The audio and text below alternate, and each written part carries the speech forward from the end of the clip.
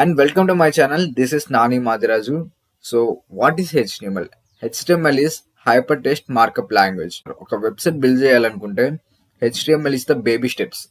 So example చెప్పాలంటే this is the Google page. దీన్ని inspect చేస్తే మనకి ఇవన్నీ HTMLకి సంబంధించినవి అండ్ CSకి సంబంధించినవి వస్తాయి. So this is CSS related. ఇవి HTMLకి సంబంధించినవి. సో ఇలాగా మనం HTMLని CSSని డివైడ్ చేసుకుని వర్క్ చేసుకోవచ్చు. సో కరెంట్లో అయితే HTML గురించి మాట్లాడుకున్నాం. HTML యూజ్ చేసుకొని ఈ వెబ్సైట్ని బిల్డ్ చేశారు. సో ఇలాంటి వెబ్సైట్స్ కానీ ఏ వెబ్సైట్ని బిల్డ్ చేయాలంటే ఖచ్చితంగా HTML ఉండాల్సిందే. So let's understand what is HTML, how HTML works. Let's begin. I'm using VS Code. ఎప్పటిలాగా నేను VS Code యూజ్ చేస్తున్నా. index.html .html ఖచ్చితంగా ఉండాలి. ఎట్లయితే పైథాన్లో .py రాస్తామో అలాగే .html.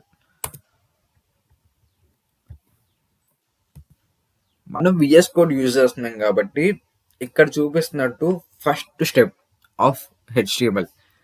ఇవి అన్ని రాయాలి HTMLలో, కానీ VS Codeలో ఇవన్నీ రాయాల్సిన అవసరం లేదు. 1 క్లిక్తో అన్నీ అయిపోతాయి. Welcome to my page. So H1 ఏంటంటే హెడ్డింగ్ 1. సో H1 నుంచి H6 దాకా ఉంటాయి. సో H1కి H6కి డిఫరెన్స్ వచ్చేసి H1 అనేది కొంచెం సైజ్ డిఫరెన్స్ అవుతుంది H6తో పోల్చుకుంటే. నెక్స్ట్ H తర్వాత P అంటే పారాగ్రాఫ్. సో P అనేది ఓన్లీ వన్ సింగిల్, ఇది ఎటువంటి వేరే ఏముండవు. So I'm Nani Mathiraju, welcome to my first web page. So ఇప్పుడైతే నేను H1 రాసిన, H6 రాసిన, పారాగ్రాఫ్ రాసిన. ఎలా ఓపెన్ చేయాలి? ఎందుకంటే ఇక్కడ రన్ బటన్ లేదు. రన్ బటన్ పైథాన్లో కనిపించట్లేదు. ఎలా ఓపెన్ చేయాలంటే మనకి లైవ్ సర్వర్ ఉండాలి. లైవ్ సర్వర్ ఎలా డౌన్లోడ్ చేసుకోవాలంటే ఎక్స్టెన్షన్స్లోకి వెళ్ళి లైవ్ సర్వర్ డౌన్లోడ్ చేసుకోవచ్చు. That's not an issue. So ఇక్కడ open with live server.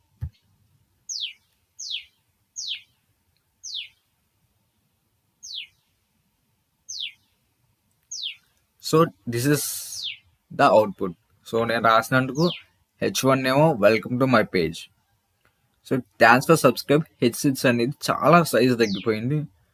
So I'm Nani Madhav, welcome to my first web page. ఇది పారాగ్రాఫ్.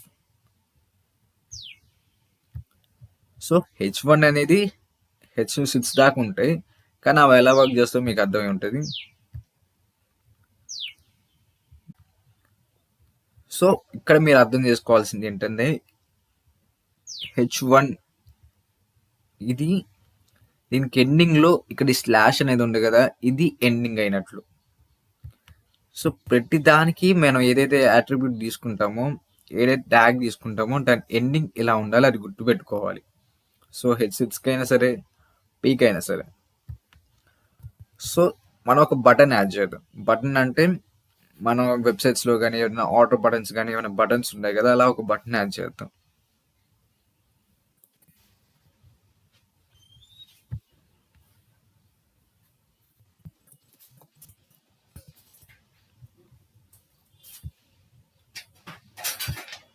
సో ఇక్కడ వెల్కమ్ టు మై పేజ్ ఉంది, థ్యాంక్స్ ఫర్ సబ్స్క్రైబ్ ఉంది, నేను రాసిన పారాగ్రాఫ్ ఉంది, అలాగే నేను ఇచ్చిన బటన్ కూడా ఉంది. సో బటన్ కోసం నేనేం చేసా, బటన్ మధ్యలో ఇక్కడ ఈ స్పేస్లో నాకు కావాల్సింది రాసుకున్నా. సో సబ్స్క్రైబ్, ఎనీథింగ్ ఏమైనా రాసుకోవచ్చు. ఒకవేళ సబ్స్క్రైబ్ చూపించాలనుకుంటే మటుకి here we go, subscribed. So కరెంట్లో అయితే H1, పారాగ్రాఫ్ అండ్ బటన్, ఈ మూడుని మనం అచీవ్ చేసినాం. సో ఇప్పుడు ఏదైనా లింక్ కనుక యాడ్ చేయాలనుకుంటున్నా, అంటే ఒక యూట్యూబ్ లింక్ని తెచ్చి ఇక్కడ యాడ్ చేయాలనుకుంటున్నా, ఒక వెబ్సైట్ లింక్ని తెచ్చి యాడ్ చేయాలనుకుంటున్నా, అది ఎలా అచీవ్ చేయాలి? సో ఏ అనే ట్యాగ్ యూజ్ చేసుకుని మనం ఎటువంటి లింక్స్ అయినా సరే మన వెబ్సైట్లో యాడ్ చేసుకోవచ్చు. సో ఒక ఎగ్జాంపుల్గా ఒక లింక్ తీసుకుందాం. Sorry, copy.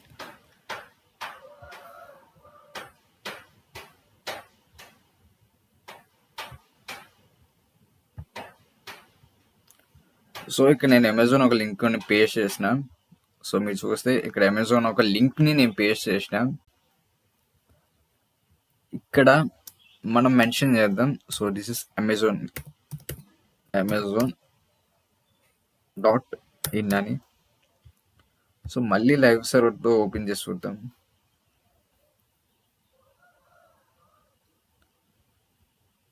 సో ఇక్కడ వచ్చేసి లింక్ కనిపిస్తుంది amazon.in అని చెప్పి. సో ఇప్పుడు ఈ లింక్ క్లిక్ చేస్తే మటుకి డైరెక్ట్ అమెజాన్లోకి వెళ్ళిపోతున్నాం. No hesitation. సో బ్యాక్ వచ్చేది. ఏ అనే ట్యాగ్ని యూజ్ చేసుకుని మనం ఎటువంటి లింక్ నేను యాడ్ చేసుకోవచ్చు మన వెబ్సైట్లో. సో ఒకవేళ ఇమేజ్ యాడ్ చేసుకోవాలనుకుంటే ఇమేజ్ అనే ట్యాగ్ యూజ్ చేసుకోవచ్చు. ఇక్కడ సోర్స్ అసలు ఎక్కడి నుంచి వస్తుంది అనేది ఇక్కడ మనం ఇమేజ్ అని రాసేద్దాం. సో ఇక్కడికి వస్తే మీరు ఒక ఫోల్డర్లో ఈ లాగిన్ ఫామ్ అనే ఫోల్డర్లో ఈ వర్క్ అంతా చేస్తున్నారు, అంటే లెన్ HTML అని చెప్పేసి.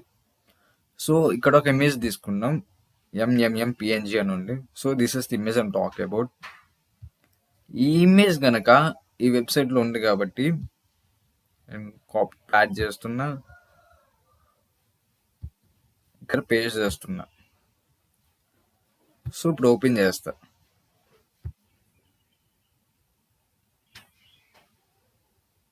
ఇక్కడ ఇమేజ్ చూపిస్తుంది కానీ ఇమేజ్ విజిబుల్ లేదు. సో మనం దీన్ని క్లోజ్ చేసేద్దాం. సో ఇప్పుడు నాకు ఇమేజ్ కనిపిస్తుంది. So welcome to my page, thanks for subscribe, I'm Nani Madharaju. Welcome to my first website. Amazon link కనిపిస్తుంది, సబ్స్క్రైబ్ బటన్ కనిపిస్తుంది, ఇప్పుడు ఇమేజ్ కనిపిస్తుంది. ఎందుకంటే క్రోమ్ అనేది ఇమేజ్ని సపోర్ట్ చేయలేదు. సో క్రోమ్ అనేది ఇమేజెస్ని చూపించదు, కానీ మైక్రోసాఫ్ట్ ఎడ్జ్ అనేది చూపిస్తుంది. సో ఒకవేళ నేను ఈ కాపీ చేసిన పార్ట్ని అలానే ఉంచి ఇక్కడ ఈ ఇమేజ్ని డిలీట్ చేసేసిన, సో ఓటు రీసైకిల్ బిన్లోకి పంపించిన. ఇక్కడ ఇమేజ్ లేదు ఇప్పుడు ఈ ఫోల్డర్లో, కానీ ఇక్కడ లింక్ అలానే ఉంది.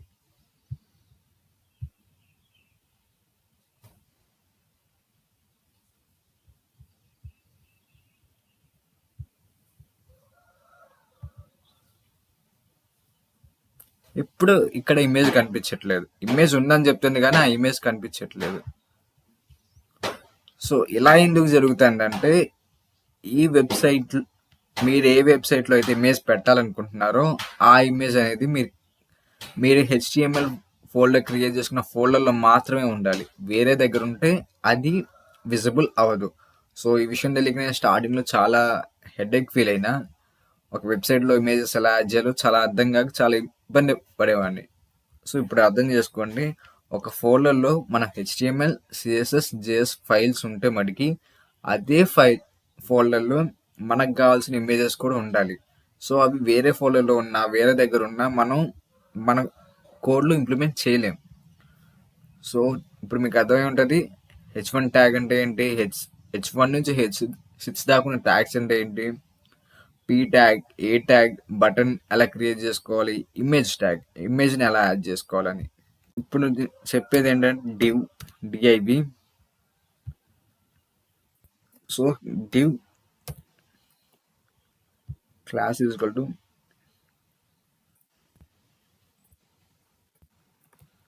బటన్. సో ఇక్కడ ఉన్న మ్యాజిక్ ఏంటంటే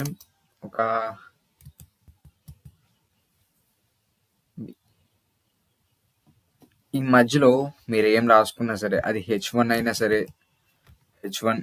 మనం H1 నుంచి H6 దాకా పారాగ్రాఫ్ నుంచి ఎనీథింగ్ ఏం రాద్దాం, hi, how are you.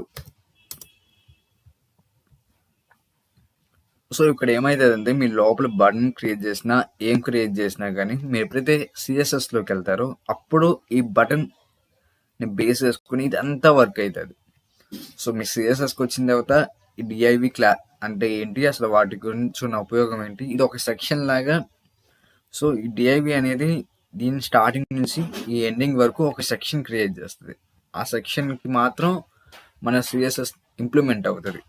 So మీరు డిఐవి గురించి ఇంకా బ్రీఫ్గా తెలుసుకుంటారు ఫర్దర్గా వీడియోస్లో. సో ఒకవేళ మీరు లిస్ట్ కనుక ప్రిపేర్ చేయాలనుకుంటే హెచ్టిఎంఎల్లో యుఎల్ మళ్ళీ ఇక్కడ ఎల్ఐ యూజ్ చేయాలి. This is list option. So ఇక్కడ సరే ఎగ్జాంపుల్గా యాపిల్ తీసుకుందాం.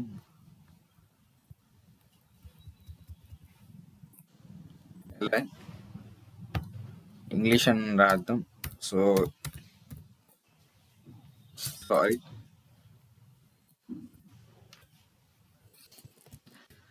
సరే ఓకే, సిఎస్ఎస్ అని రాద్దాం. So this is unordered list. ఒకలా మీకు ఆర్డర్ లిస్ట్ కావాలనుకుంటే అప్పుడు మీరు ఓఎల్ అని పెట్టాలి. So LI HTML LI CSS. So మీకు ఇక్కడ చూసుకుంటే కనుక డిఫరెన్స్ ఈజీగా కనిపించేస్తుంది. ఇది unorder list and this is order list. అంటే మీకు నెంబర్స్ చూపిస్తుంది, ఇక్కడ బుల్లెట్స్ చూపిస్తుంది. సో ఇలా మీరు రాసుకోవాలనుకుంటే మీరు యూజ్ చేయాల్సిందల్లా UL LI, ఓఎల్ LI. So UL అంటే అన్ఆర్డర్ లిస్ట్, ఓఎల్ అంటే ఆర్డర్ లిస్ట్.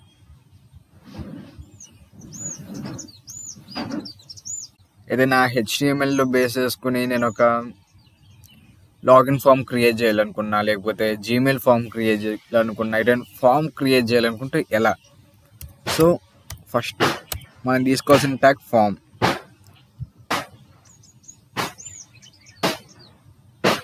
సో మనకి ఏం అవసరం లేదు.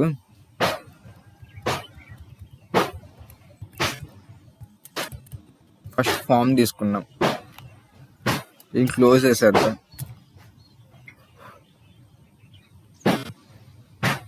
లేబుల్, నేమ్, మళ్ళీ ఇక్కడ నేమ్ ఇద్దాం. సో ఇన్పుట్, సో పైథాన్లో వచ్చినట్టు కానీ ఇన్పుట్ గురించి పెద్ద మనం తెలుసుకోవాల్సిన అవసరం లేదు.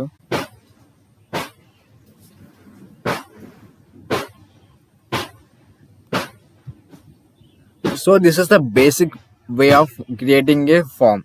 సో ఇక్కడ ఫామ్ లేబుల్, అది నేమ్కి సంబంధించిన లేబుల్ క్రియేట్ చేసుకోవాలి, తర్వాత ఇన్పుట్ క్రియేట్ చేసుకోవాలి, తర్వాత బటన్ క్రియేట్ చేసుకోవాలి. ఈ లేబుల్ అనేది బాక్స్ని క్రియేట్ చేస్తుంది.